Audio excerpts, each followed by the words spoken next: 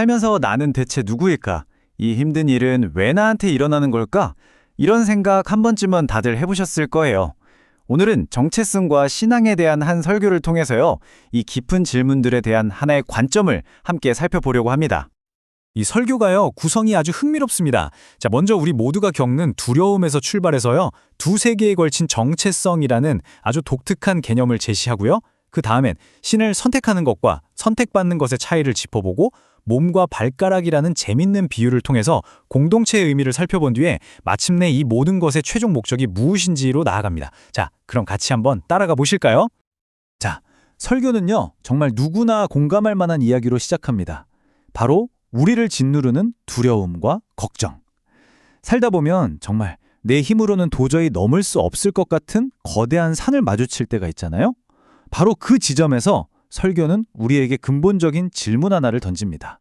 바로 이 질문이죠. 살면서 만나는 이 벅찬 장애물들. 이걸 과연 우리는 어떻게 넘어설 수 있을까요? 여기에 대한 설교의 첫 번째 대답은 생각보다 단순합니다. 넘지 못할 산이 있거든 주님께 맡기세요. 근데 여기서 맡긴다는 게 그냥 에이 모르겠다 하고 포기하는 게 아니고요. 이 문제의 주도권을 내가 아닌 다른 존재에게 넘긴다는 일종의 믿음의 행위를 뜻하는 거죠. 그리고 이게 앞으로 이어질 모든 이야기의 가장 중요한 출발점이 됩니다. 그렇다면 맡긴다는 건 구체적으로 어떻게 가능한 걸까요? 설교는 여기서 정말 흥미로운 개념 하나를 꺼내드는데요. 바로 기독교인은 이 물리적인 세계와 영적인 세계, 이 두 개의 세계에 동시에 속해 있다는 이중적 정체성에 대한 이야기입니다. 자, 성경의 한 구절을 예로 들어서 이걸 설명하는데요. 에베소에 있는 성도라는 말은 우리가 발딛고 사는 바로 이 현실, 물리적인 세상을 의미하죠. 그런데 동시에 그리스도 예수 안에 있는 신실한 자라는 말은 우리의 또 다른 소속, 즉 영적인 현실을 보여줍니다. 그러니까 이게 두 종류의 사람을 말하는 게 아니라 한 사람이 주소를 두 개 가지고 있는 것과 같다는 거예요. 여기서 정말 중요한 건 이 두 정체성 사이의 균형이에요. 교회 안에만 꽁꽁 숨어서 세상과 담을 쌓는 것도 아니고 반대로 세상에 폭 빠져서 내가 누군지 잊어버리는 것도 아니라는 거죠. 설교는 바로 이 아슬아슬한 줄타기 위해서 세상 속으로 들어가 긍정적인 영향력을 미치는 것, 그것이 바로 이 이중적 정체성의 목적이라고 말합니다. 자, 그런데 이 새로운 정체성, 우리가 노력해서 얻어내는 걸까요?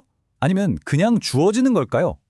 이 질문에 대한 답을 찾기 위해서요, 설교는 우리를 시간여행으로 이끕니다. 무려 2000년 전, 고대 도시 에베소로 말이죠. 왜냐하면 그 당시 문화 속에 아주 중요한 단서가 숨어 있거든요. 와, 당시 에베소가 어떤 곳이었냐면요. 로마 제국 전체에서 네 번째로 큰 도시였어요. 인구가 25만 명이라니 그 시절엔 정말 어마어마한 대도시였죠. 거대한 항구를 통해서 전 세계에 돈과 문화, 사상이 들끓던 곳이었습니다. 특히 이곳은 온갖 신들이 줄비하게 늘어선 거대한 종교 백화점 같았다고 해요. 설교는 바로 이 점이 오늘날 우리 사회와 참 닮았다고 지적합니다. 설교자는 당시 사람들의 믿음을 신을 쇼핑한다는, 와, 진짜 강력한 비유로 설명해요. 자, 일단 내가 뭐가 필요한지 봐요. 아, 돈이 필요해. 건강이 최고지. 그럼 이제 그 분야 전문신에 찾아 나서는 거예요. 마치 마트에서 물건 고르듯이요. 그리고 기도라는 결제를 하죠. 만약 효과가 없으면요, 미련 없이 버리고 다른 신으로 갈아타는 겁니다.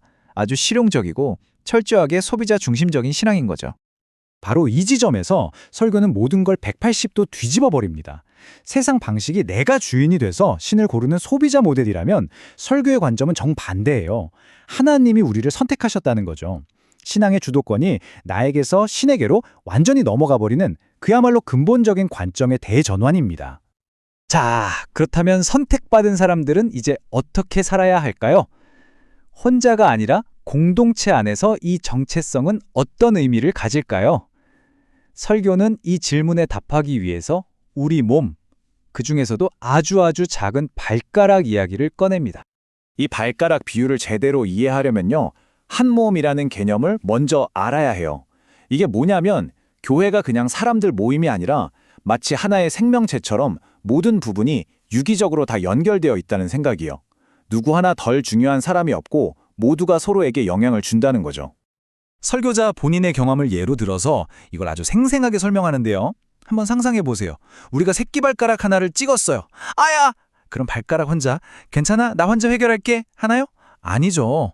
온몸이 다 불편함을 느끼고 입은 약을 삼켜주고 위는 그걸 소화시켜서 피를 통해 발가락까지 보내주잖아요. 몸 전체가 한 팀이 돼서 아픈 곳을 함께 돌보는 거예요. 이 비유가 말하려는 핵심, 바로 이겁니다. 우리 놈이 아픈 발가락을 보고 야, 너 왜 이렇게 약해 빠졌어? 하고 비난하지 않잖아요. 똑같다는 거예요. 공동체 안에서 힘들어하는 사람이 있다면 그 사람을 판단하는 게 아니라 몸 전체가 협력하듯이 함께 아파하고 그 치유를 위해 내가 뭘 할 수 있을지 고민하는 것. 그것이 바로 한 몸의 역혈이라고 설교는 힘주어 말합니다. 자, 이제 거의 다 왔습니다. 우리는 이중적인 정체성을 가졌고 선택받았고 또 한 몸으로 살아간다는 걸 알게 됐어요. 그럼 그래서 뭐 어쩌라는 걸까요? 이 모든 것의 최종 목적지, 그게 대체 뭘까요? 설교의 마지막 부분은 바로 이 목적에 대한 이야기입니다. 이 목적을 푸는 열쇠가 바로 입양이라는 단어에 숨어 있어요. 근데 이게 우리가 오늘날 생각하는 그런 입양하고는 개념이 좀 달라요. 고대 로마에서 입양은요, 피 한 방울 섞이지 않았어도 가문의 모든 권위와 재산, 지위를 물려줄 완전한 상속자로 공식 선포하는 아주 중대한 법적 행위였습니다. 그러니까 입양됐다는 건 하나님의 모든 것을 물려받는 완전한 상속자가 됐다는 뜻이에요. 바로 여기서 우리의 목적이 분명해진다고 설교는 말합니다. 그건 바로 거룩하고 흠없는 삶을 사는 거죠. 근데 이게 어떤 억지로 지켜야 할 규칙 같은 게 아니에요. 그 엄청난 사랑과 지위를 받았으니 거기에 대한 너무나 자연스러운 감소의 반응으로 나타나는 삶의 모습이라는 겁니다. 이게 중요한 게 사랑을 받으려고 애쓰는 게 아니라 이미 받은 그 엄청난 사랑에 대한 응답으로 나오는 거라는 점이죠. 그래서 오늘 이야기는 이 질문 하나를 여러분께 던지면서 마무리할까 합니다.